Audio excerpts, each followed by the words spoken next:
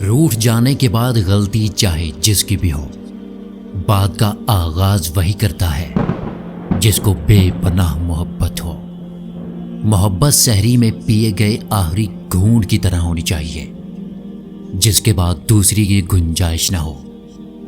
اپنے حصے کا کام کیے بغیر دعا پر یقین رکھنا حماقت ہے، اور اپنی محنت پر بھروسہ رکھ کر دعا سے گریز کرنا حماقت ہے۔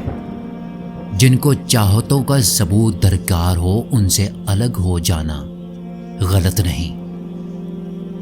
اپنے ہاتھ سے کی گئی نیکی اور دوسرے کے ہاتھ سے سرزد ہونے والا گناہ کا ذکر کبھی مت کرو، کیونکہ اپنی نیکیاں چھپانا تمہاری سوچ کا امتحان ہے، اور دوسروں کے گناہ کو چھپانا تمہارے کردار کا امتحان۔ دو ہی چیزیں ہیں جن میں کسی کا کچھ نہیں جاتا، ایک دعا اور دوسری مسکراہٹ۔ آپ اپنی منزل تک کبھی نہیں پہنچ پائیں گے اگر آپ راستے میں بھونکنے والے ہر کتے کو پتھر ماریں گے۔ بے شک عقل مند کو ادب سکھانے سے نصیحت حاصل ہو جاتی ہے، اور جانوروں کو کبھی مار پیٹ کر بھی عبرت حاصل نہیں ہوتی۔ شکریہ ان لوگوں کا جنہوں نے مجھے چھوڑ دیا۔ انہوں نے مجھے سکھایا کہ کوئی تعلق ہمیشہ کے لیے نہیں ہوتا۔ مطلبی لوگوں کی بس اتنی سی کہانی ہے۔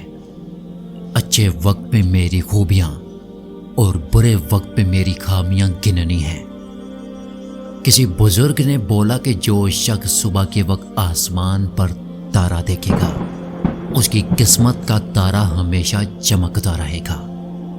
اگر تو گناہ پر آمادہ ہے تو کوئی ایسا مقام تلاش کر جہاں خدا نہ ہو۔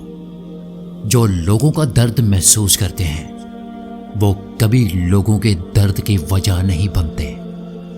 اگر تم ہارو گے نہیں تو جیت کا مزہ کبھی نہیں چکھ سکتے۔